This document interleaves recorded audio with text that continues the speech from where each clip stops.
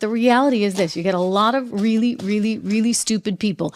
And so, sure, they'll do stupid things like send Donald Trump back to court for 4 out of 5 days in a historic move. And it's going to boomerang like you wouldn't believe. He's going to actually take this and invert it into something else, just like he's done, frankly, with the Hispanic vote. I mean, think about all the Hispanics now, as we said in these poll numbers, that are turning to him. And so what does he do? Well, he's like, I better fix this. I got to fix it. How am I going to fix it? Let me just go on to Univision and tell them what they want to hear.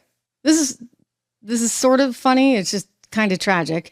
But here is Joe Biden trying to sell Hispanics in America on Univision about why you should vote for him. What, in your view, constitutes the primary threat to freedom and democracy at home? Donald Trump. Seriously. Donald Trump uses phrases like we're going to eviscerate the Constitution. He's going to be a dictator on day one. Do you ever get tired of it? I mean, I just get tired of it because it's like how many times, and I've played you some of those long clips. Our friends over at Gravian are great at putting that together. They'll get threat to democracy is the biggest threat to democracy. We're going back to World War II to blah, blah, blah, blah, blah, blah, blah, over and over and over again. Well, he couldn't come up with anything more innovative than he's a threat to democracy. Who do you think is the biggest threat to democracy? What is the biggest threat to democracy? Boom, Donald Trump. You know what, Biden, you should have at least been able to say that in Spanish by now. You say it so many times in English.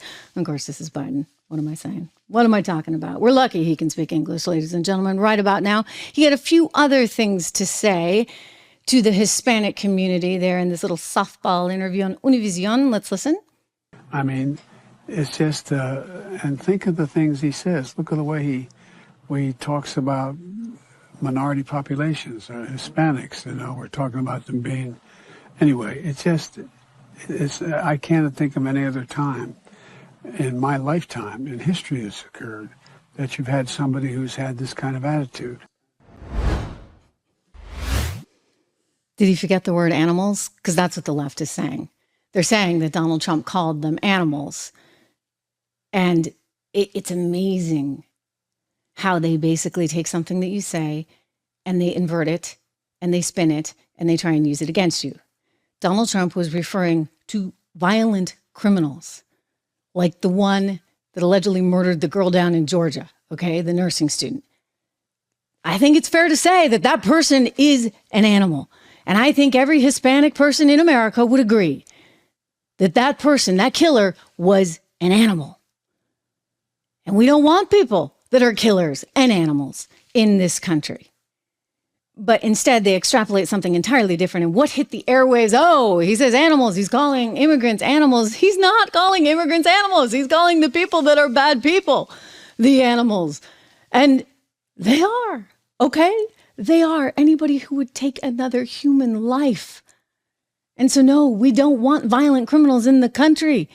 It's fair to say they're violent criminals and they're animals. But anyway, they're going to repeat this narrative over and over and over. And they just hope that if they repeat it enough, think about that.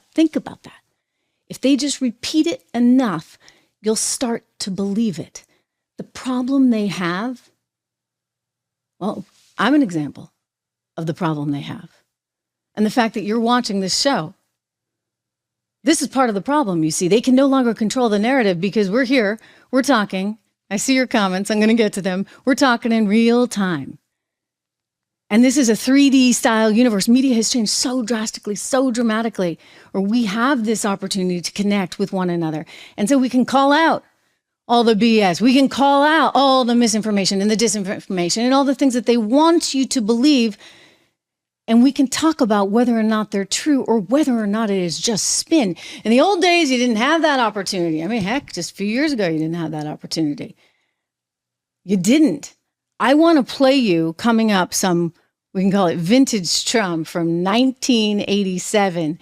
He took out a full-page ad complaining about our foreign policy and saying we're losing $200 billion a year. I mean, heck, we're losing a heck of a lot more than that now. And he was predicting back then that everything would happen. But think about it. He had to go and take out a giant ad in the newspaper. And then he had to go on to CNN and Larry King and explain all of this.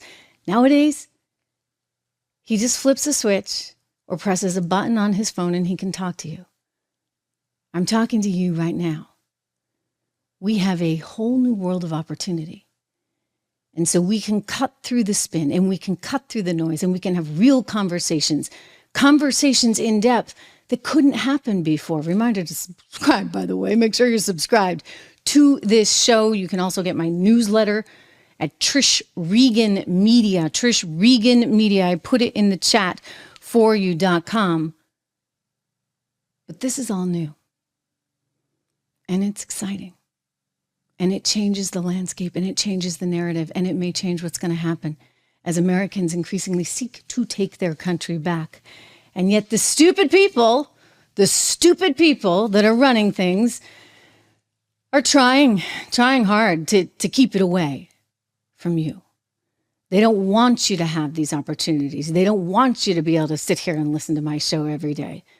So you need to hit the bell as well and sign up for the emails.